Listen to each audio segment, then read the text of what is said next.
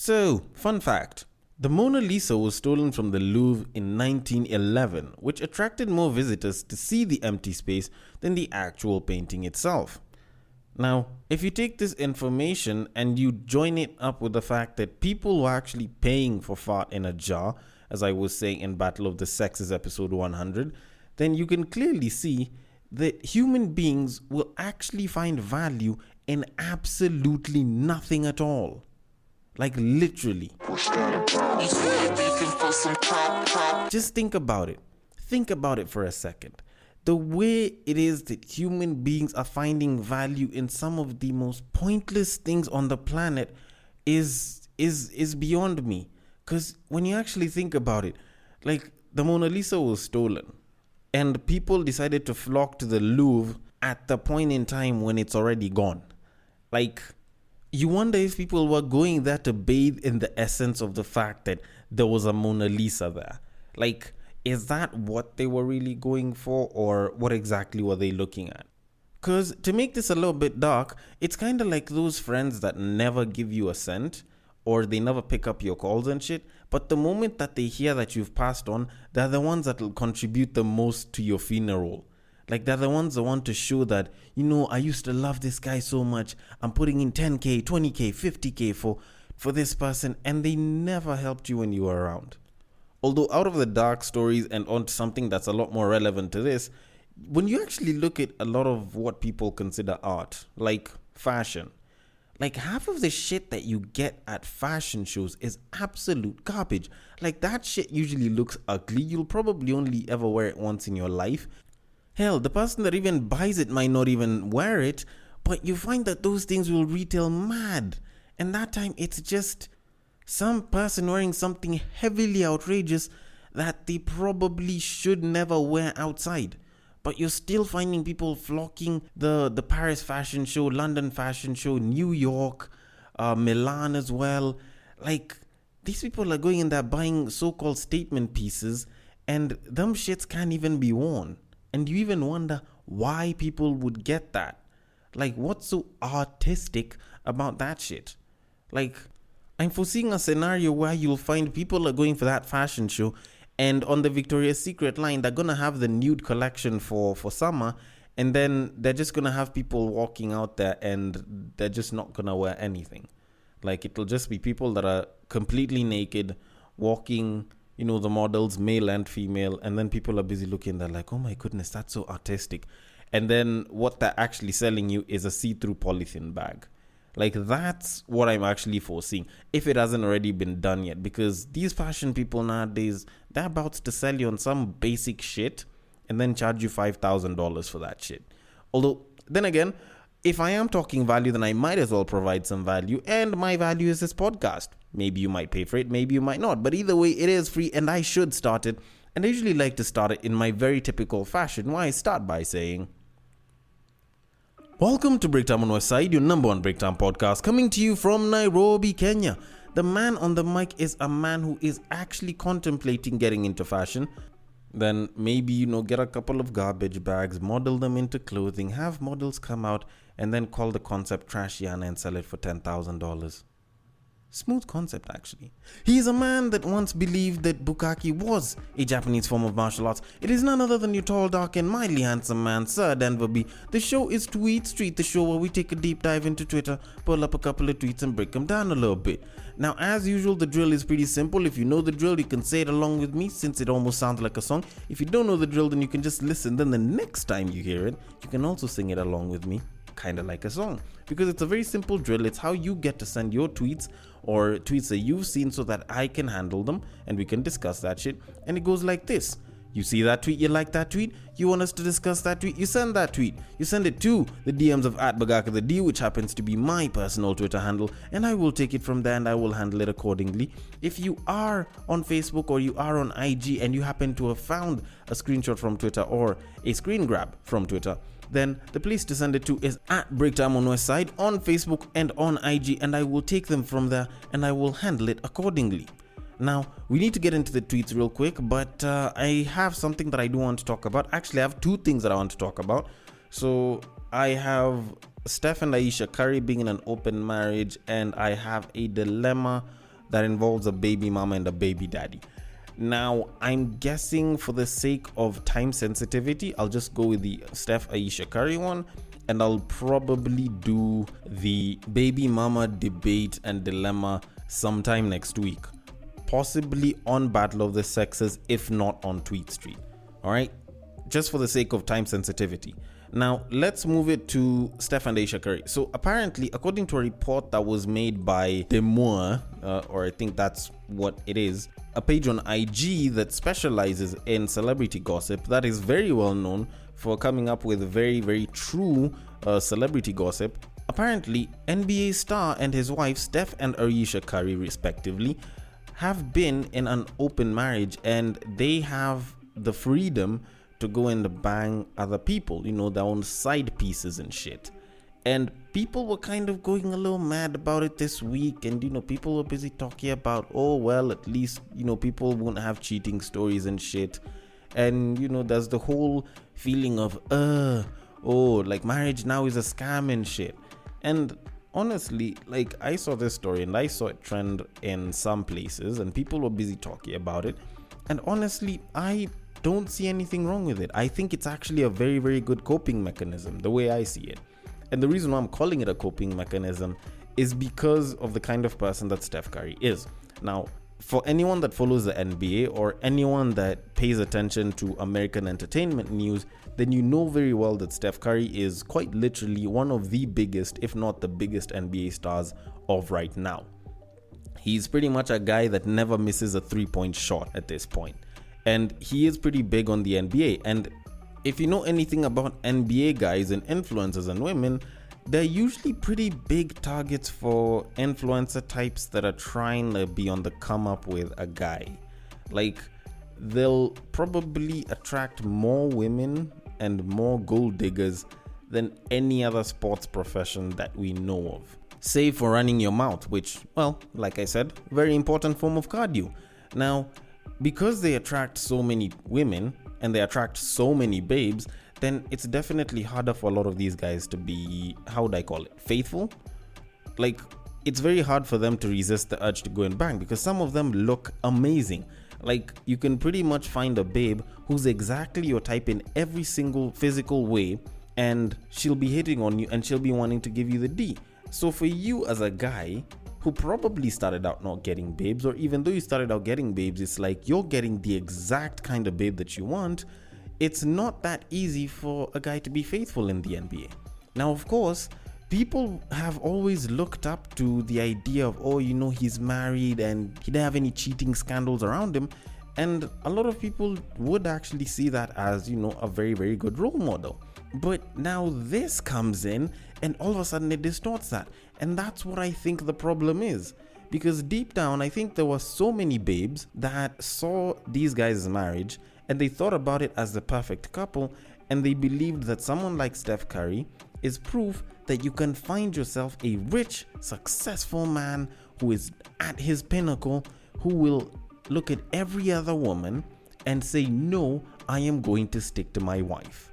And something like this, whether true or false, distorts that. It distorts that mindset. It distorts the mentality that such a person exists almost entirely. Because there's not that many babes that are very open to the idea of an open marriage or an open relationship. Like, that's what I feel like the problem is, because I don't really see as though that's that big of an issue. And I did say that it did seem like a very good coping mechanism. Because when you think about it, this guy who happens to be at the pinnacle of a sport that very, very few people get in, and a lot of people get hunted by multiple women, will obviously attract a lot of babes. This guy must be having at least a couple of babes sliding into his DMs on a daily, sliding into his Twitter DMs on a daily. Like, the number of people that would love to be this guy are immense. And the number of people that would want to be with this guy is even more than that. So, do you think it's going to be easier to tell this guy, you know what, I don't want you screwing with anyone, and hope that he won't do it? Or do you think it's better if they just come together and they're like, you know what, I know that there's a ton of babes that want to bang you, and I'm sure you look at some of them and you think, you know what, I'd like to hit that. I want with every fiber of my being to hit that. And I know probably I might not be enough to satisfy you sexually, or maybe you're in a different place so we can't be together, at least on a physical level. Then how about you go and you bang people, and we can set up some rules.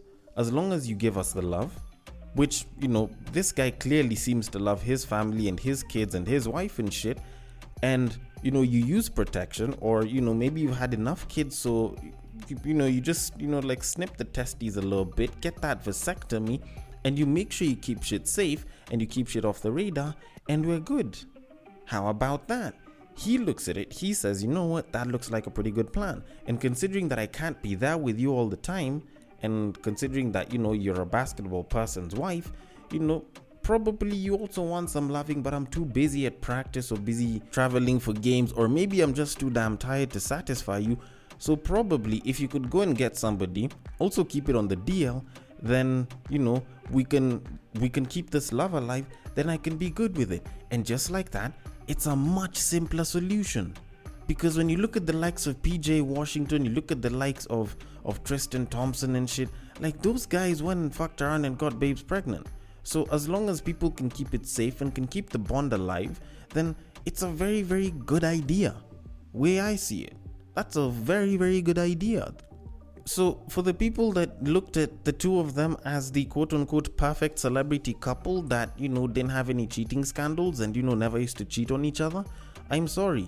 You have to accept that no couple is the same, and for some things you find that couples will have to adapt, and their way of adapting might not be your way of adapting to things. But considering that it's not your relationship in the first place, well, go figure. Anyways, that said, let us move it on. So on to our very first tweet of the episode. Dating a girl with a kid is not easy sometimes. Just a little argument and she uploads her kid and she captions, "My only happiness."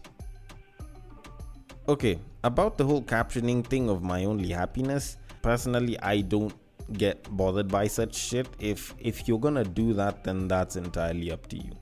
Like, if anything, I knew for a fact, if I was dating a single mom, if I was dating a girl with a kid, I'd know for a fact that kid will always come before me. There is nothing to argue about that. If the shorty is putting you above the kid, then the shorty has a problem and you need to run for the hills. Because part of motherhood 101, and this isn't something that's taught in a class or anything, this is literally just biology and nature, is first rule. First rule, your child comes first. Everything and everyone else comes after. Like, that's motherhood 101. So if she's posting that up, I'm probably going to be unbothered. Although that said, dating a single mom, dating a girl with a kid, whichever way you want to put it, whether one sounds bad, one sounds good or some shit, is not very easy to do. Like, especially for you as a guy, in today's day and age, it is not very easy for you to do. Because whether you're doing it short term or you're doing it long term, there's some drawbacks that are there that aren't very easy to handle or can't even be handled. Because you think about it, if you're gonna have a casual or a short-term relationship with that mother, and at some point you get introduced to the kid, something that I think is very hard to determine when you should introduce the kid to the potential boyfriend or the potential husband or some shit. Like, that one is also very hard to determine. Like, now imagine you get introduced and you're in a short-term relationship. When things end, if you want to move on and find someone else, and say this kid liked you or this kid actually got to know you, you're severing a bond not just with the woman that you're having a thing with, but also a child. Now, if that child had actually grown and had a good bond with you, how do you handle it? Like, it's complicated like that. Now, let's even try and push it to a more long-term sense. Like, at what point are you supposed to start taking up the bills of both the woman and the kid? Because yes, you can handle the bills for the woman when you guys are going out on dates, if you guys are going on a trip or some shit, but when will you start taking up the bills and the responsibilities of the kid? Because you'll be expected to do that shit at some point, because that kid is a part of the mother. You can't leave one and go with the other. It's not done like that. And yes, the mother can say, oh, I'll take care of my kid. But when you start handling bills, when she asks you to move over or when she wants to move in with you, like, when are you going to start handling those bills? Are you going to start handling those bills? That's a very complicated situation, and most people might not be well equipped to actually handle that. They just find themselves in that spot and they now have to start handling things both without choosing to, wanting to, and also without the plan of how exactly they're going to do that. So at the end of the day, when you're deciding to actually go and date a single mom, you have to accept one thing. It's either going to be hard or it's going to be complicated. It's not going to be easy, and the chances of it being fun might actually be hindered quite a bit by the fact that there's a kid. Because when you think about it, if you're going to smash her at her place and the kid is there, then there's a pretty good chance she's gonna have to be silent. And when a shorty isn't moaning and y'all are fucking, well, there's just something that's lost there. Although, then again, I don't know that much about dating single moms, so let us move it on to our very next tweet. The realest women in a man's corner be the one he hurts the most. By the time he decides to do right by her, she doesn't even know how to love him anymore. Can I really say that this is true? I don't know. I doubt it. Okay, yes, it is true in a number of cases, but I wouldn't say that it's true all across the board. Because if this was what I would say is true all across the board, then I'd probably also be saying that the true mark of a woman isn't just when the man has nothing, but when the man mistreats her. This is almost like emphasizing that the struggle is a good thing for babes, which I don't think is the case. I think there's a lot of real babes that haven't been put through shit. There's a lot of real babes that, end up being treated right, that have their man do right by them when he's doing good and not after he's put her through shit. Like, of course, there is the whole mark of him doing right by you when he did shit to you for a very long time, and that's painful, and I'm sorry, and it's good that you're now being treated right. But to say that this is a fact is a bit misleading. It's true in a lot of cases, but it's not factual. Because when you actually think about it, if this is the whole thing that makes the quote-unquote realist woman, if you were to think about it, then I'd probably be telling babes, you know what? If you let your man put you through shit, it's still okay. Still stick to the relationship and continue taking whatever BS he has, because he's gonna start doing right by you. Which is something that I would definitely never tell anyone. Because if anything, like, if you're being mistreated in your relationship and it's something that isn't being fixed, especially if it's been going on for a very, very long time, like years and years and years, if you step out of that relationship, provided it's not something that's as concrete as a marriage, because that becomes more complicated, if you continue in that relationship, holding on to this belief, this idea that he's gonna start doing right by you at some point in time, hell, this nigga might even kill you. Like, who says that he's going to eventually, quote unquote, do right by you? That's a very dangerous assumption to make for anyone at all, any woman. That's a very dangerous assumption to make. So if anything, if you want to stick by your man and he's treating you like shit, then that's you go do you. But if you do not see any reason to stick around because this man clearly isn't doing right by you, then either bring it up and discuss it with this person, this man of yours, and if no conclusion is set, you can leave and go find someone who does right by you, or simply just go out and find somebody who actually does right by you. Stop waiting and being mistreated just because you believe that someone's going to start treating you nicely at some point. Anyways, that said, let us move it on to our very final tweet of this episode. This quote that says, "Date men who have money," is one of the reasons why rich men treat women like trash. Because at some point in their lives, they were broke and women treated them like trash. While I'd love to agree with this wholeheartedly, I'll just come out and say that yes, it is true, but it's not the entire truth. Like, yes, the whole date men who have money does, in one way or another, contribute to guys treating women like shit when they have it. But when you actually think about it, it's not necessarily the case. Because, like, this is something that guys will go through a lot. Like, yes, they will be treated like trash by one woman or another. Not unless if you're one of those lucky guys that is never treated like garbage by babes. All right? Maybe you're one of those lucky guys. Maybe you just happen to be confident enough and, you know, you were in a position, you know, either put by yourself or other people where you weren't being treated like garbage by a babe at least once in your life. Now, does that justify that when, you know, the many of us that get to pinnacles of our careers, of our professions, or in one way or another, should treat babes like shit? Well, yes. Actually, no. I'm just throwing around with you guys. Of course it's a no.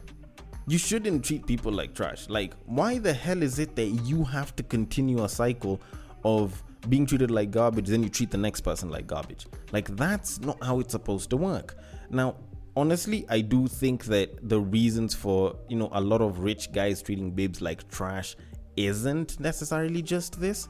And I know this because there's a lot of rich guys, there's a lot of guys who have a lot of money that are more than capable of handling, you know, even 6 persons' bills at the same time.